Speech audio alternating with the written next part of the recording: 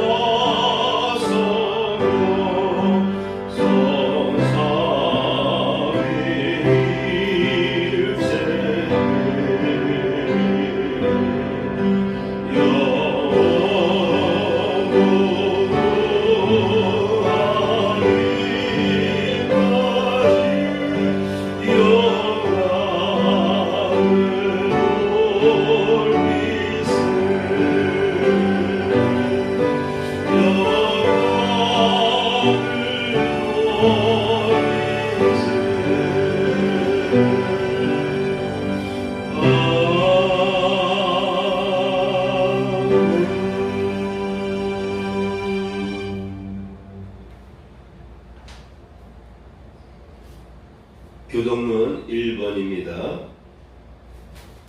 아멘. 자리에 앉겠습니다. 주여 내게 은혜 베푸소서. 내가 정일 주께 부르짖나이다. 주는 성하사 사죄하기를 즐거워하시며 주께 부르짖는 자에게 인자함이 후하시니이다. 아멘. 찬송 258장입니다.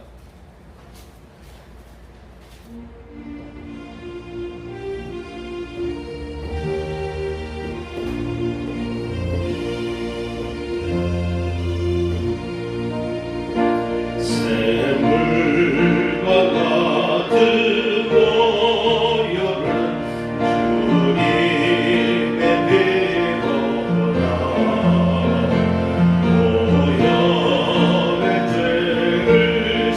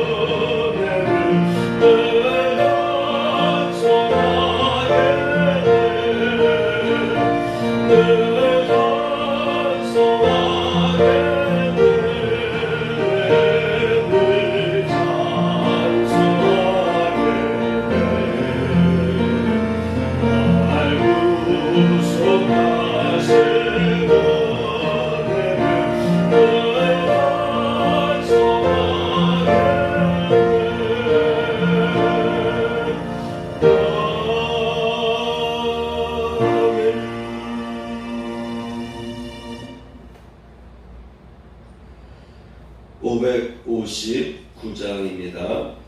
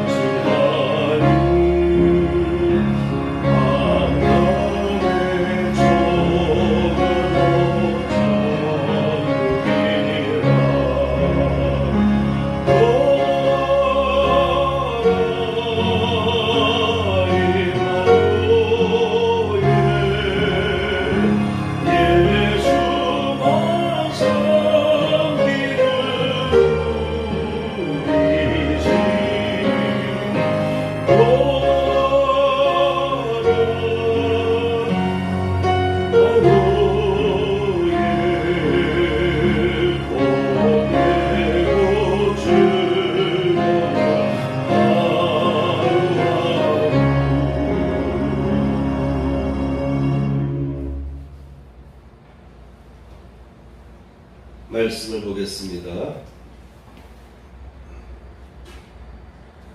오늘 말씀은 창세기 24장 1절에서 9절까지의 말씀입니다.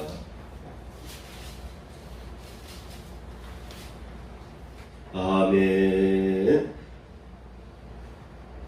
제목을 보시겠습니다. 믿음의 가정을 이루라. 믿음의 가문을 이루라. 오늘날 결혼을 너무 쉽게 생각하고 결혼을 하는 경향이 많습니다. 그런 만큼 너무 쉽게 이혼도 하기가 쉽습니다. 그렇죠? 오늘은 믿음의 요소를 중심으로 믿음의 가정, 믿음의 가문을 일으키는 것이 얼마나 중요하고 고귀한 것인지에 관하여서 아브라함을 중심으로 살펴보려고 합니다. 첫 번째입니다. 믿음의 가정에 유형이 있습니다. 예수를 믿는 가정들을 보면은 여러분의 가정을 비교해 보시기 바랍니다. 나의 가정은, 우리 부부는 어떻게 신앙생활을 하였는가. 그래서 오늘은 믿음의 가정의 유형에 대해서 생각해 보려고 합니다. 먼저 믿음의 가정의 유형에 대해서 생각해 보겠습니다. 행복한 가정생활을 이루는 데 있어서 다음과 같은 문제에서 잘 맞는 남녀가 만나서 가정을 이루는 것이 중요합니다. 첫째, 종교적인 관념, 종교적인 이해, 종교적인 믿음. 이와 같은 내용이 매우 중요하고 또한 사상도 중요합니다.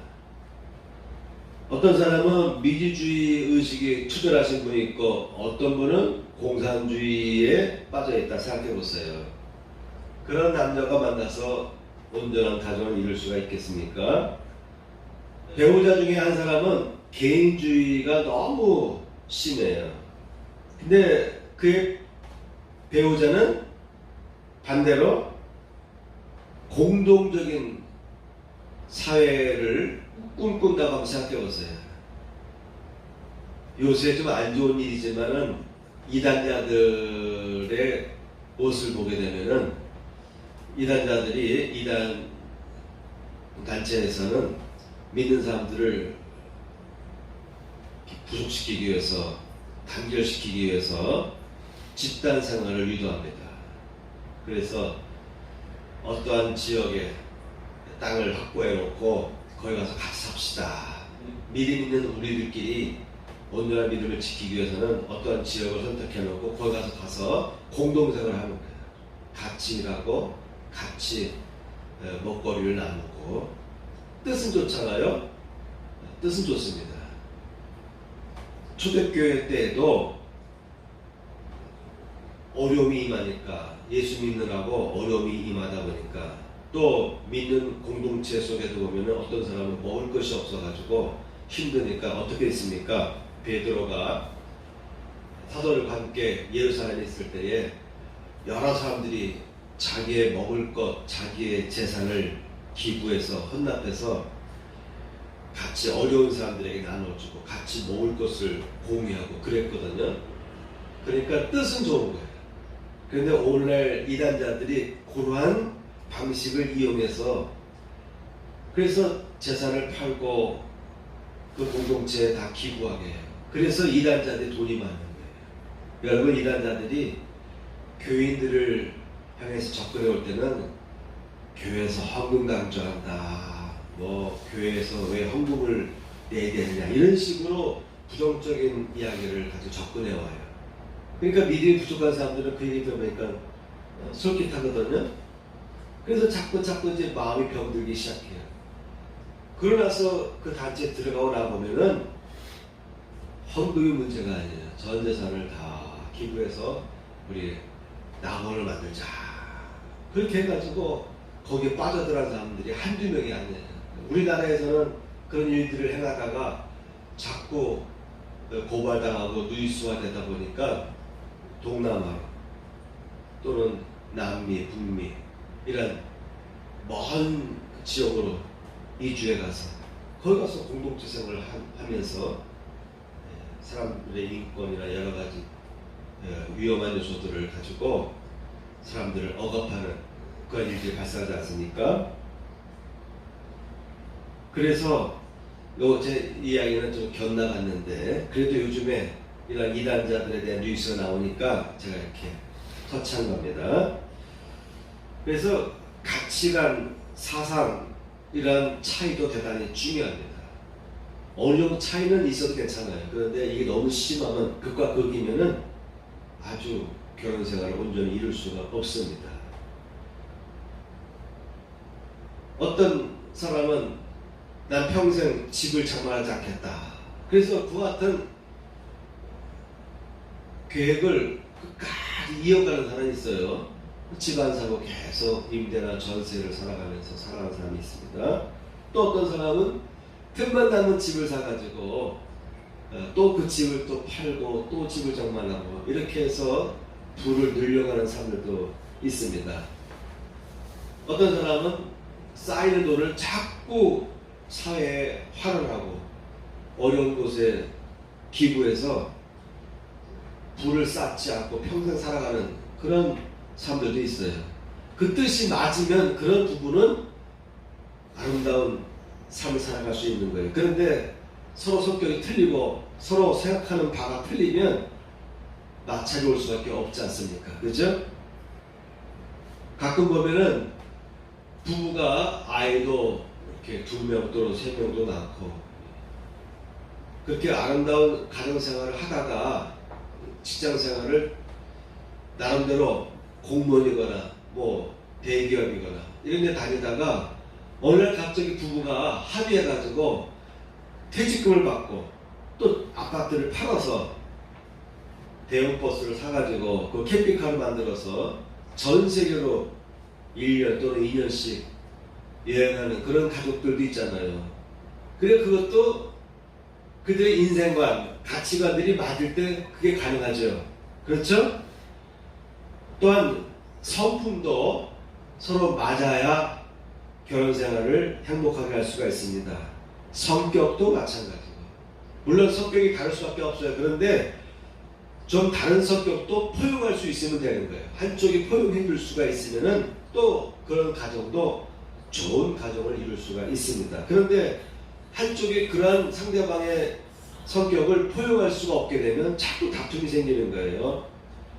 연애할 때는 몰라요. 서로 배려해주고 서로 듣기 싫은 소리 안 하고 그 사랑의 불이 타오르니까 발전도 좋은 점으로 바뀌고 그러다가 결혼하고 나니까 이제 그런 면들이 하나씩 드러나다 보면은 나중에 이제 갈등이 오게 되고 이게 심화되는 이혼까지 하게 되는 거 아니겠습니까?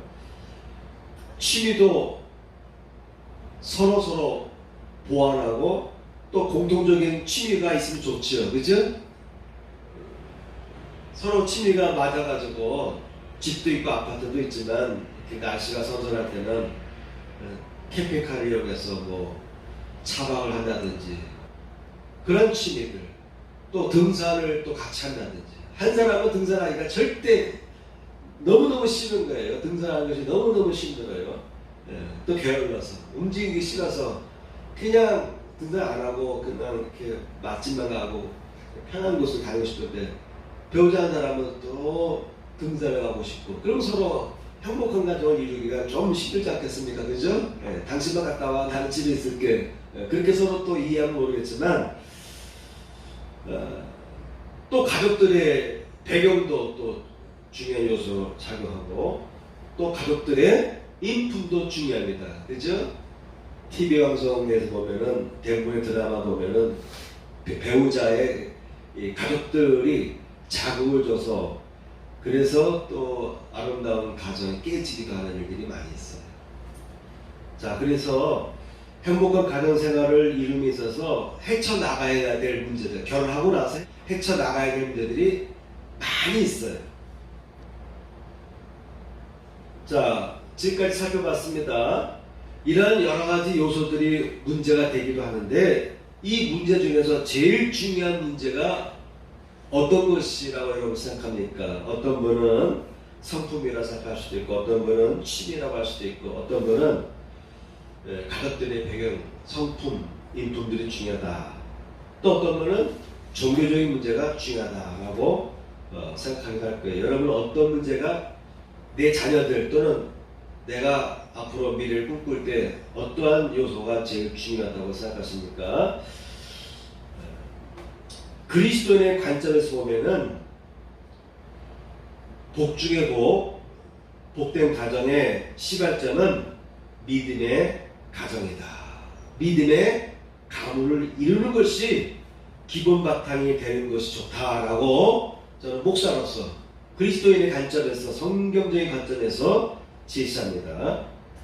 서로 충분한 상임의 시간을 가지면서 예기치 못했던 성격상의 문제들과 마주하고 고민하게 될 때 그때는 우리가 서로 잘 풀어가려고 노력하고 서로 융합하려고 열심히 우리가 애를 쓰고 그런 노력을 할 때에 나름대로 가정을 위기의 가정에서 또한 행복한 가정으로 성공할 수가 있습니다. 그런 과정에서 서로 믿음을 가지고 기도하면서 문제를 풀어나간다면 가장 좋은 방법이 아니겠는가 생각합니다. 그러므로 결혼 전에 가급적이면 충분한 만남과 사귐을 통해서 최대한의 갈등 요소들을 최소화시킬 수 있고 또 발견하는 것이 중요합니다. 발견해야 나중에 그런 문제가 발생하면 원래 내가 알고 있던 거 아니겠어요? 그래서 결혼하기 전에도 내가 그런 문제 내가 감당할 수 있어, 내가 참을 수가 있어, 내가 양보할 수가 있어 이런 준비가 되는 것이죠. 결혼하고 나서 발견하면은 하나하나가 다 갈등이 되고 다툼이 되는 것입니다. 그래서 여러분 이런 모든 요소들이 다 중요하고, 오늘은 저는 기독교인의 관점에서 종교적인 서로의 코드가 종교적인 것이 맞으면 참 좋다라고 보는데, 자, 일단 어떻게든 이 자리에 앉아있는 여러분들은 어떻게든 이 자리에 참여 여러분들의 가정을 보면 다 현재로는 예수 믿는 가정 아니겠습니까? 그죠? 여러분들처럼 이미 다 우리 모두는 예수를 믿는 하나님을 섬기는 가정이 되었어요. 그런데 하나님을 믿는 가정이 된 우리의 유형을 보면은 저는 세 가지로 살펴보겠습니다. 처음부터 둘이 만날 때부터 믿음의 사람이 만나는 거예요. 처음부터 두 사람이 남녀가 나름대로 믿음의 생활을 열심히 하다가 가정을 꾸렸습니다. 두 번째 유형은 둘 중에 한 사람이 믿음이 있는 사람이에요. 배우자 중에 한 사람은 믿음 생활을 잘하는 사람입니다. 그러다가 나중에 결혼해서도 부부가 다 신앙생활 열심히 잘하게 되었습니다. 또 어떤 사람은 평생 배우자 한 사람은 신앙생활 열심히 하는데 남편이나 부인은 평생 신앙생활 안 하는 사람도 있을 수가 있어요. 제가 얘기하는 것은 뒤늦게라도 부부가 믿음의 생활을 한 경우를 얘기합니다. 이것이 두 번째 유형. 세 번째 유형은 결혼 후에 믿음의 가정을 이루게 된 유형이다라고 볼 수가 있습니다. 여러분의 유형은 어떤 유형입니까? 이 세 유형은 다 좋은 거예요. 그죠? 어쨌든 현재로 볼 때 믿음의 가정을 이루었으니 여러분의 현재의 가정이 천국이요 행복한 가정이다라고 여기시면 되겠습니다.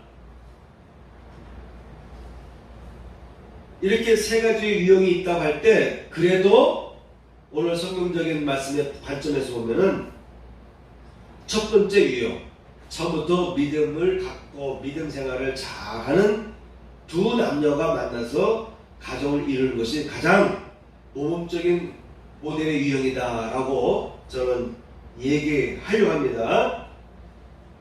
왜 그렇습니까? 처음부터 출발점이 달라요. 그죠? 처음부터 믿음의 문제를 다 해결했어요. 청년 때부터 결혼하기 전부터 두 사람은 다 이미 믿음의 단계를 들어갔어요.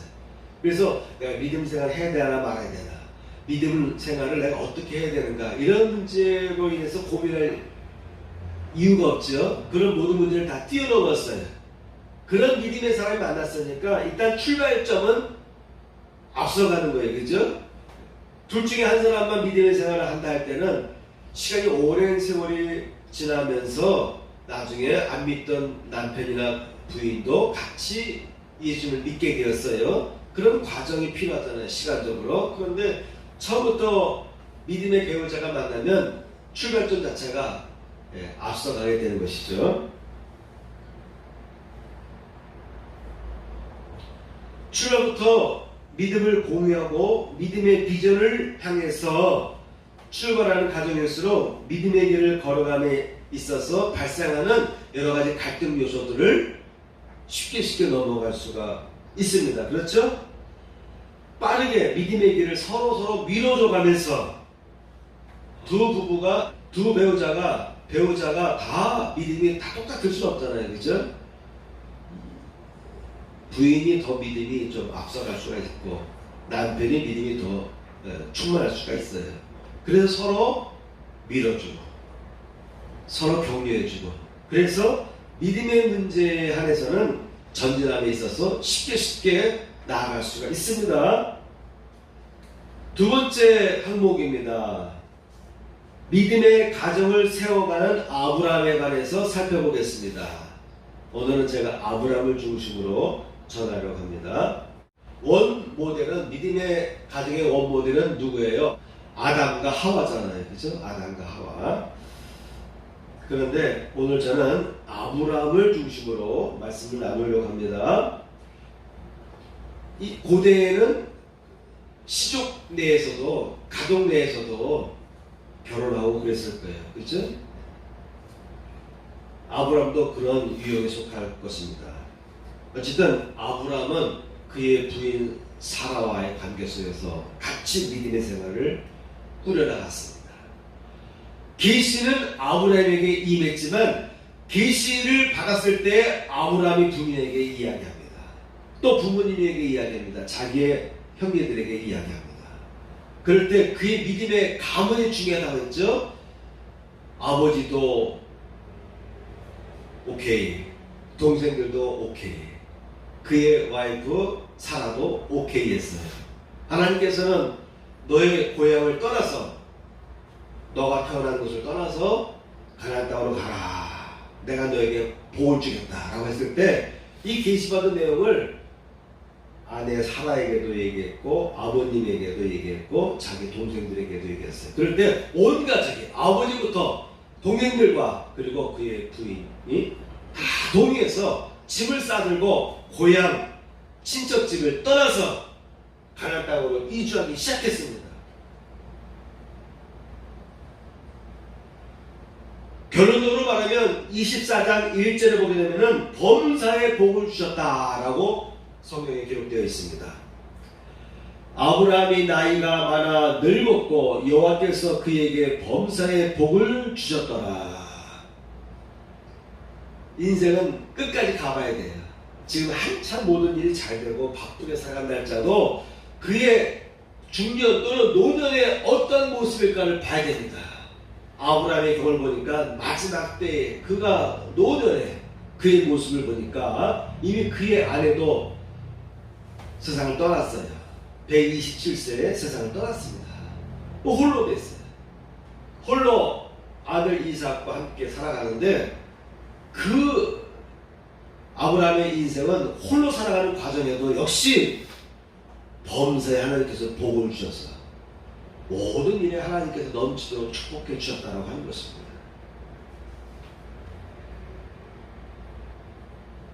아브라함의 아들 이삭의 경우를 보게 되면은 창세기 26장 12절에서 14절 말씀을 보겠습니다.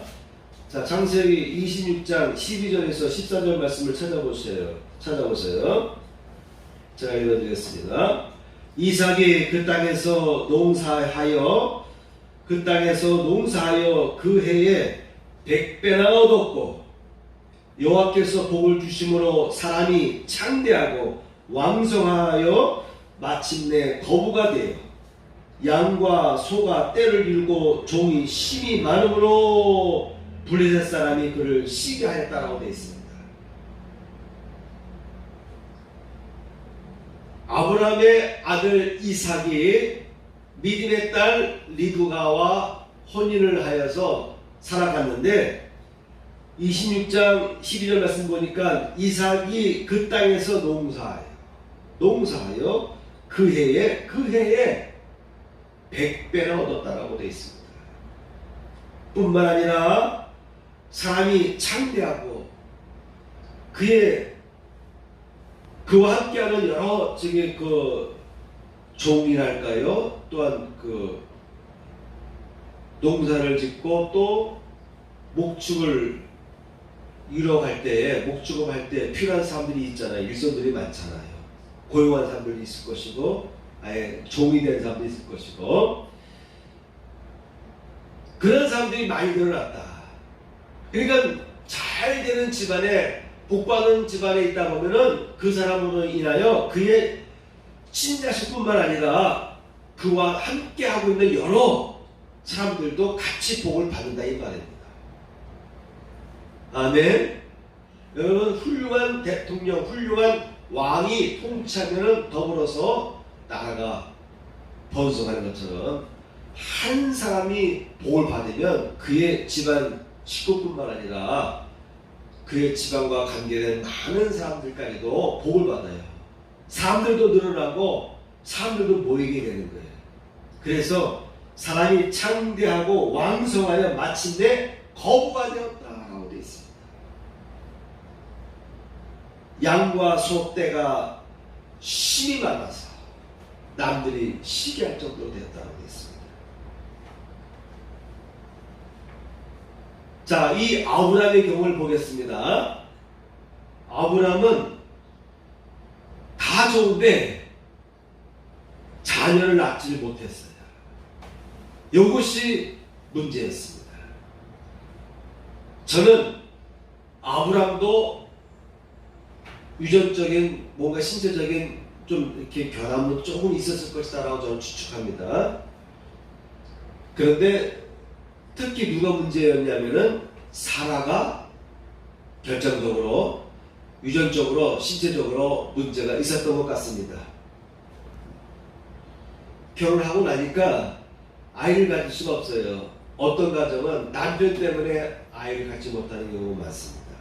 옛날에 무조건 여자에게 책임을 전가했는데 남자가 문제가 있어서 아이를 못 갖는 경우도 있고 또 여성이 문제가 있어서 아이를 못 갖는 가정이 있습니다. 그래도 요즘에는 의학적인 도움을 받아서 또 웬만하면은 자녀를 낳을 수가 있는데요. 이 가정은 첫 번째 아이를 가질 수 없는 유전적인 결함이 있었습니다. 두 번째, 이 부부는 다 믿음을 갖고 가정을 꾸렸는데 남편이 아내보다 믿음이 더 깊었고 충만했다라고 볼 수가 있습니다. 아브라함은 사레와 결혼했지만 그들에게는 아이를 낳을 수가 없었습니다. 창세기 22장 20절에 보면은 아브라함의 동생인 나홀도 뒤늦게 기록하기를 나홀도 아들을 낳을 수 있었다라는 내용이 나오고 있어요. 그런데 형인 아브라함은 여전히 소식을 얻을 수가 없었어요. 아마도 이 부부간에 누군가에게는 결정적인 유전적인 결함이 있었던 것이죠.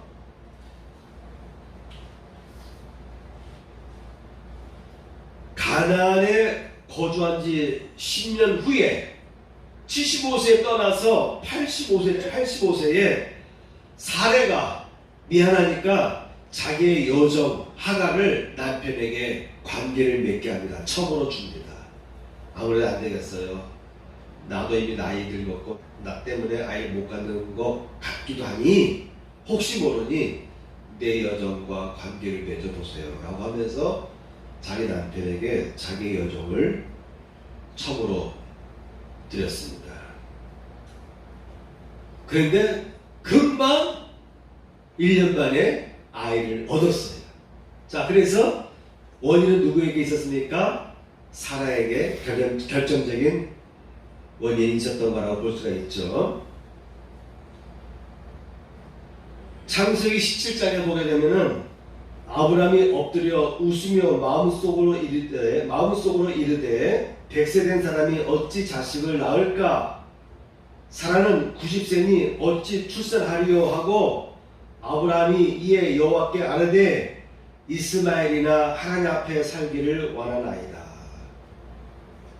85세 때는요, 하나님 나의 종에게 나의 모든 유산을 넘겨주고 싶습니다. 지금까지 자녀를 낳지 못했는데 더 이상 무슨 희망이 있겠습니까?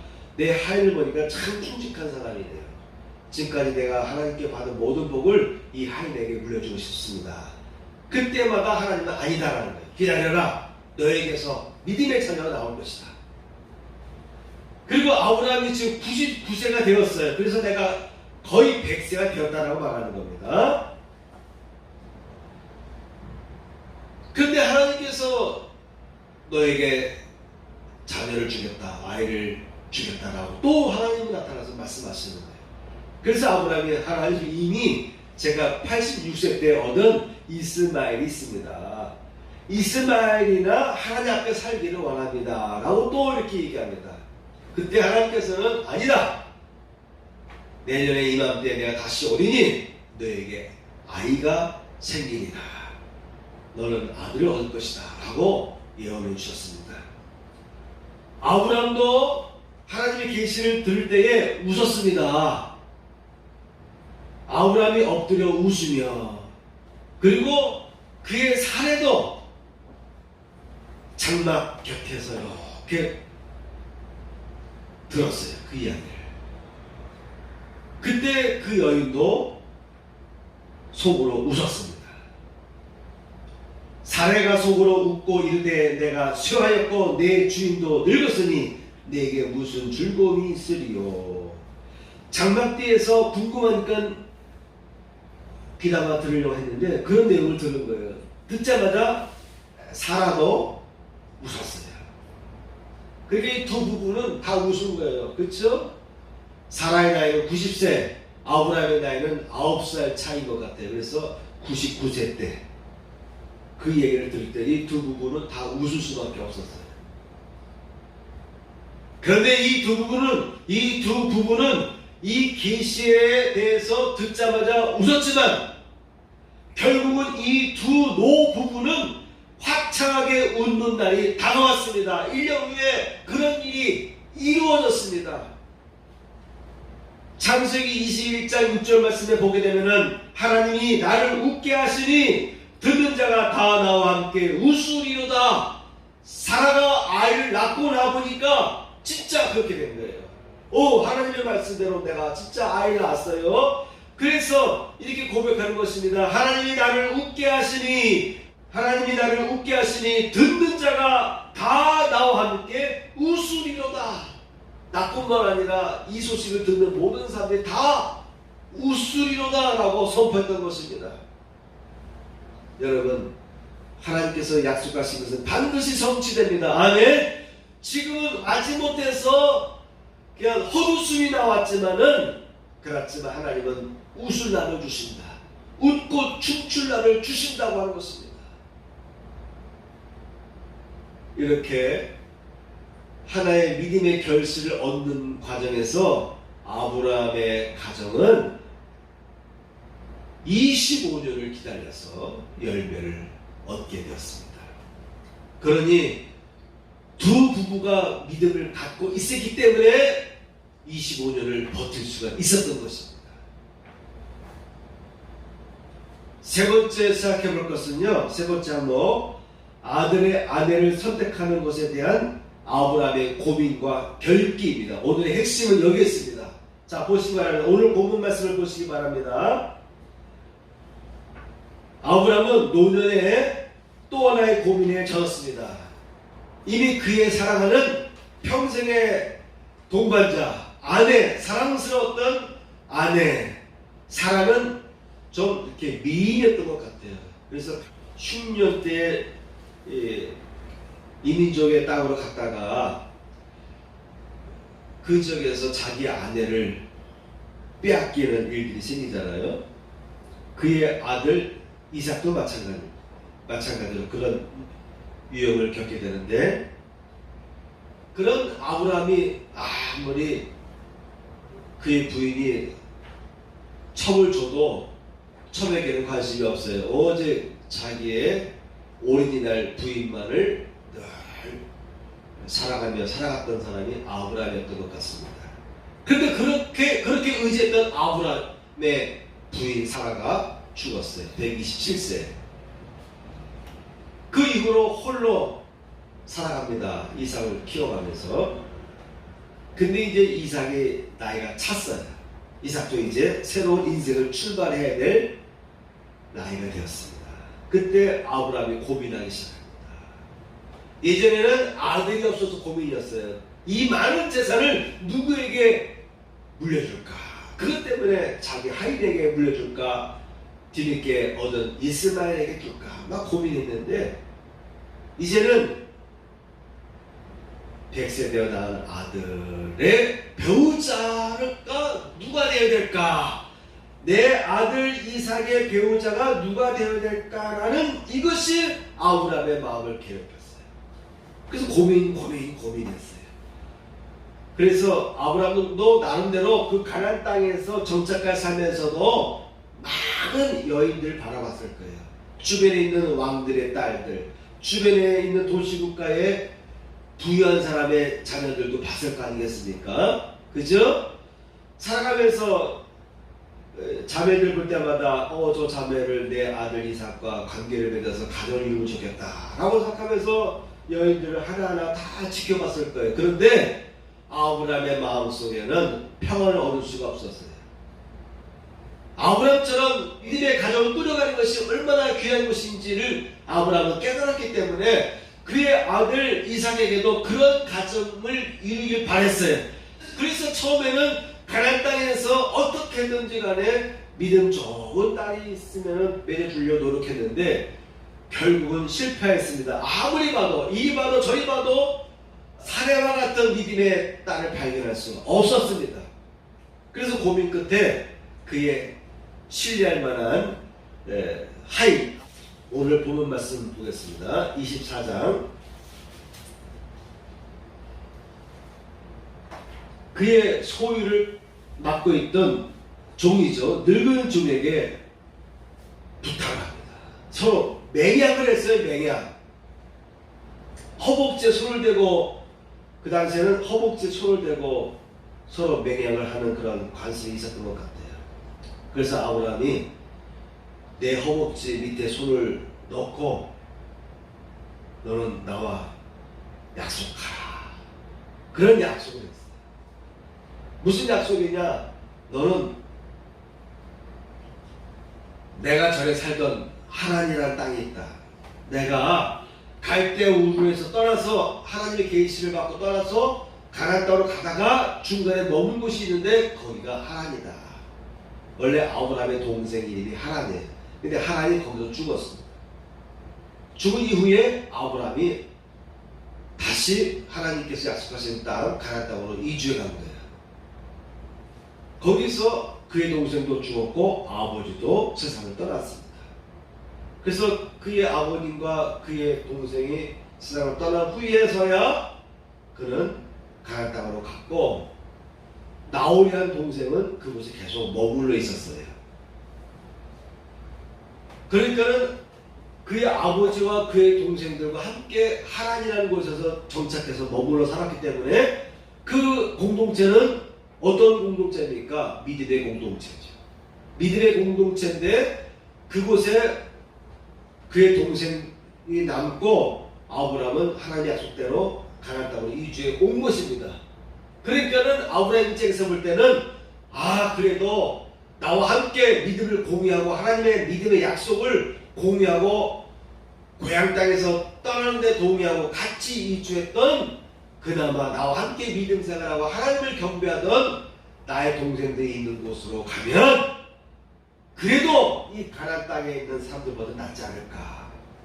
여러분, 가나안 땅에는 아무리 아브라함이 볼 때 저 딸을 내 며느리 삼고 싶다라고 생각할 수 있어요. 너무 충동스럽고 어떤 딸은 너무 또 예쁘게, 어떤 딸은 너 성품이 또 너무너무 좋아서. 그런데 보니까 문제가 있어요.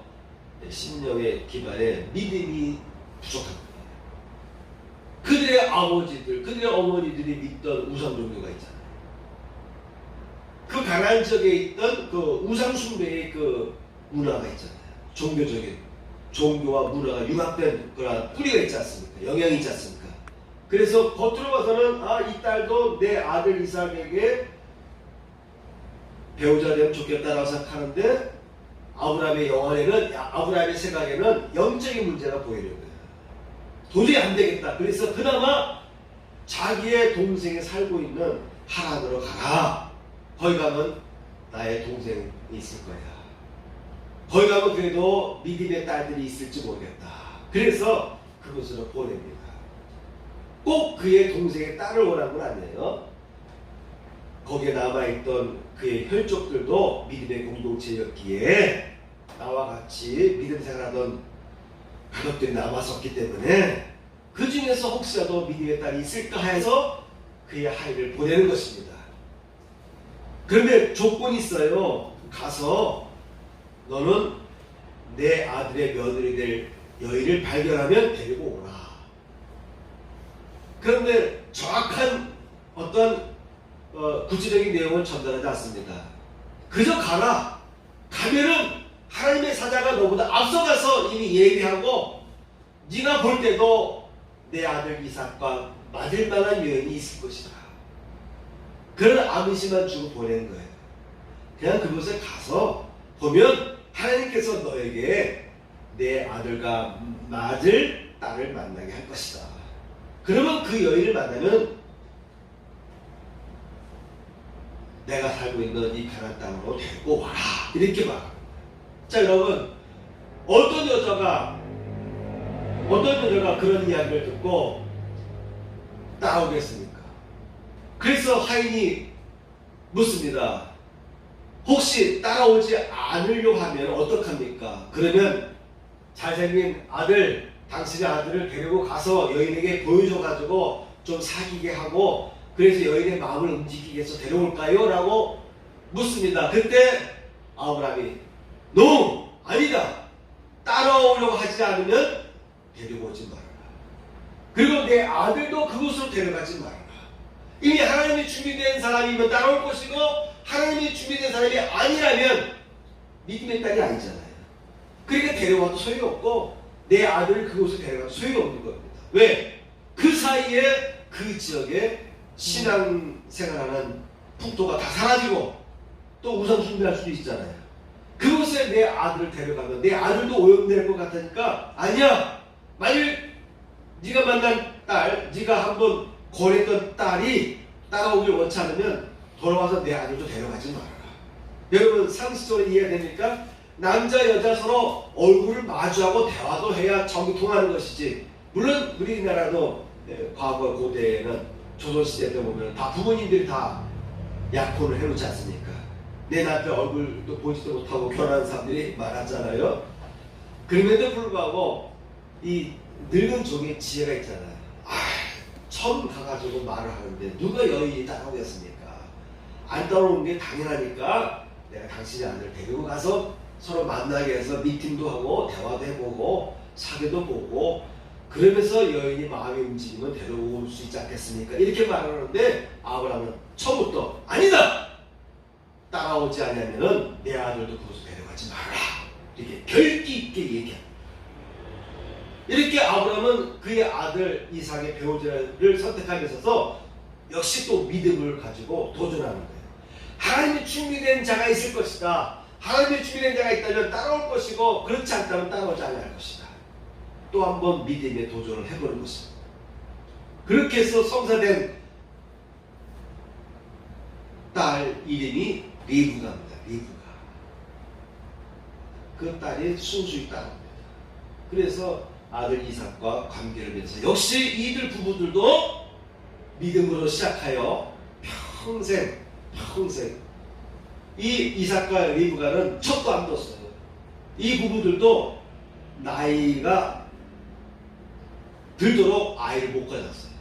역시 여기도 문제가 있던 거예요. 60세가 돼서 쌍둥이를 낳았어요. 제가 아까 서두 얘기했죠. 아브라함 집안도 뭔가 약간의 유전적인 결함이 있을 것이다 라고 제가 얘기하지 않습니까? 바로 아들 이삭과 그리고 리브가가 서로 관계를 맺었는데 아이를 못 가져요. 행복한 가정을 꾸려가는데 아이를 낳지 못했어요. 그런데 하나님께서 이삭의 소리를 들으시고 리브가의 태를 여셨다라고 되어 있어요. 자, 그러면 누구에게 문제가 있습니까? 이번에는 리브가의 문제가 있는데 리브가는 누구예요? 아브라함 동생 나홀의. 그러니까 그 집안에도 뭔가의 유전적인 문제는 좀 있었을 것이다 라고 보는데 어쨌든 나이 60이 돼서 쌍둥이 야곱과 에서를 낳습니다. 에서 형과 동생 야곱을 낳았어요. 그런데 성경에 어딜 봐도 이삭은 척을 뒀다는 이야기가 없어요. 영원한 인고 부부가 되어서 살아갔어요. 아브라함도 영원한 인고 부부가 됐습니다. 그런데 아브라함은 그래도 그의 아내가 첩을 주기도 하고 또 그의 아내도 시장 떠났을 때에 또 여인을 만나서 또 아이를 낳습니다. 여러 아이들을 낳아요. 그래서 그 주변으로 민족들이 번성하기 시작합니다. 근데 이삭의 경우는 그런 이야기가 없어요. 오로지 리브가만 평생 반려자로 삼고 한 번 딱 임신하여 아들 낳은 이후에는 자녀를 낳지 않았습니다. 자녀를 낳기 위해서 첩을 주지도 않았습니다. 오늘 핵심 얘기했습니다. 아들의 아내를 선택하기 위한 아브라함의 고민과 결기에 대해서 여러분에게 이야기했습니다. 이렇게 얻은 아들의 부인 리브가는 그의 사랑스러운 그 아들과 평생 인고 부부가 돼서 살아갔어요. 이 두 부부 살아감에 있어서 모든 면에서 역시 하나님께서 복을 주셨습니다. 아브라함도 복을 주셨고 그의 아들 이삭도 평생을 살아감에 있어서 복을 주셨습니다. 하늘마다 축복하시는데 땅에서 농사를 지면 농사의 100배를 그 해에 얻게 하시고, 사람들이 모이려고 일꾼이 부족해서 일꾼을 자꾸 쓰게 되고, 일꾼들도 월급을 많이 받으니까, 급여를 많이 받으니까, 풍족하니까 또 그들도 또 자녀들을 많이 낳게 돼요. 그래서 사람들이 많이 모이게 되는 거예요. 그래서 거부가 되었다. 거부가 되었다. 오늘날 남녀 모두 늦게 결혼하는 시대라 자녀를 갖는데 불임이나 난산의 어려움을 겪는 부부들이 많이 있습니다. 그러므로 결혼을 준비하는 사람들은 미리미리, 또한 내 자녀가 앞으로 배우자를 만나야 될 자녀를 뒀다고 한다면 그런 성도들은 자녀를 위해서 기도하셔야 돼요. 내 딸을 위해서, 내 아들을 위해서 기도하셔야 됩니다. 만날 배우자들을 위해서 부모들도 기도하셔야 돼요. 당사자도 기도하셔야 됩니다. 건강한 자녀를 낳기 위해서 미리미리 기도를 하시고, 좋은 믿음의 배우자를 만나기 위해서 기도하시고, 혹시 믿음의 배우자를 만나지 않았다 할지라도 배우자를 또 믿음의 사람으로 바꾸게 할 수 있는 축복이 네 딸과 아들에게 임하게 해달라고 기도하시기 바랍니다. 아멘.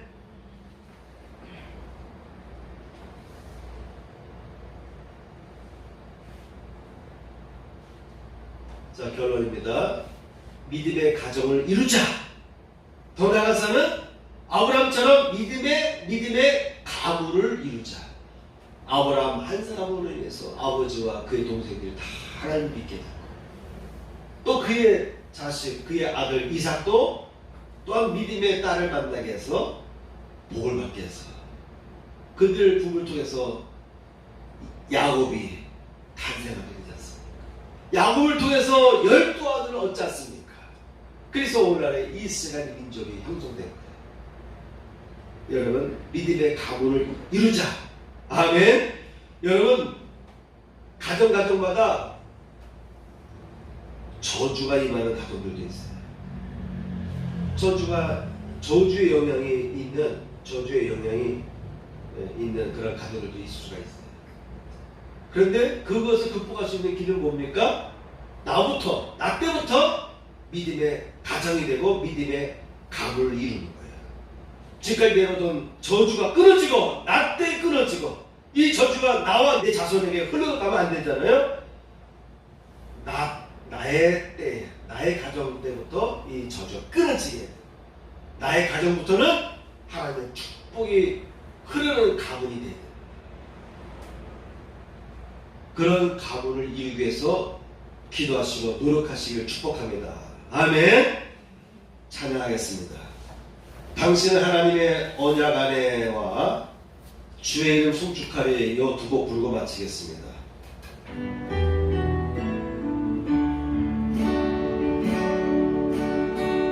당신은 하나님의 언약 안에 있는 축복의 통로,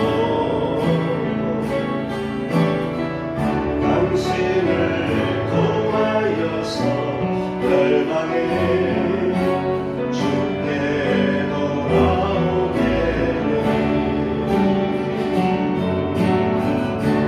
당신은 하나님의 언약 안에 있는 축복의 통로, 당신을 통하여서 열방이 주께 예배하게 되니, 당신은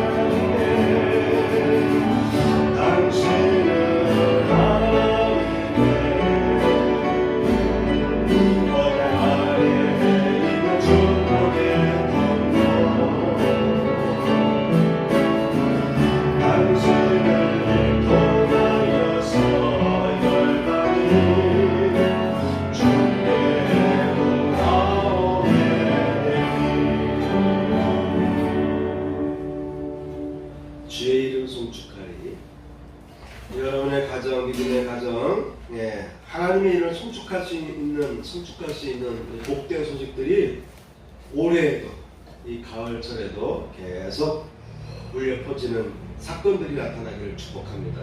아멘. 주의 이름 성전하리, 주의 이름 성전하리, 지나신 주의 이름 찬양. 거룩하신 주의 이름, 거룩하신 주의 이름, 거룩하신 주의 이름 찬양. 주의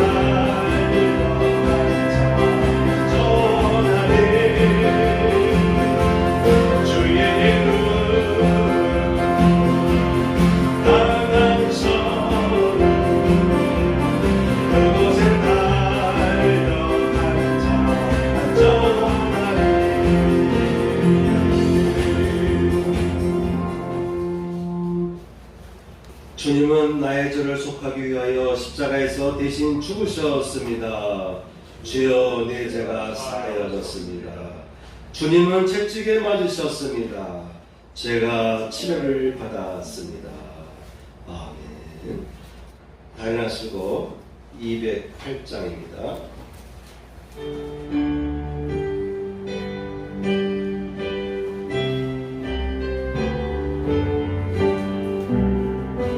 내 주의 나라가 주 계신 성령과 피 흘려 사신 교회를 사랑합니다. 내 주의 교회는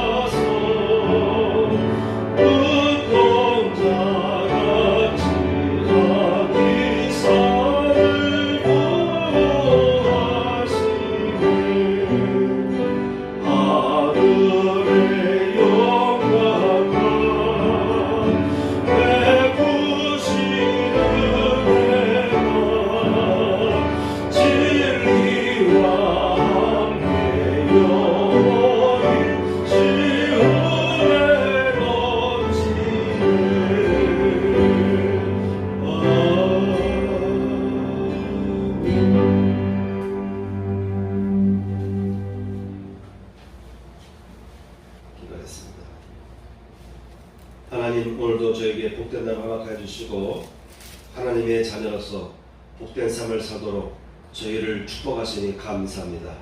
이 시간도 드려진 귀한 예물이 있습니다. 주의 예물과 감사의 예물을 받으시고 흡양하시며 저들의 가정마다 복이 임하게 하여 주옵소서. 이제는 우리 구주 예수 그리스도의 은혜와 하나님 아버지의 극자신 사랑과 성령님의 감동감화 역사하시니 이 자리에 참여한 성도들 위해 함께 하시기를 축복하옵나이다. 아멘.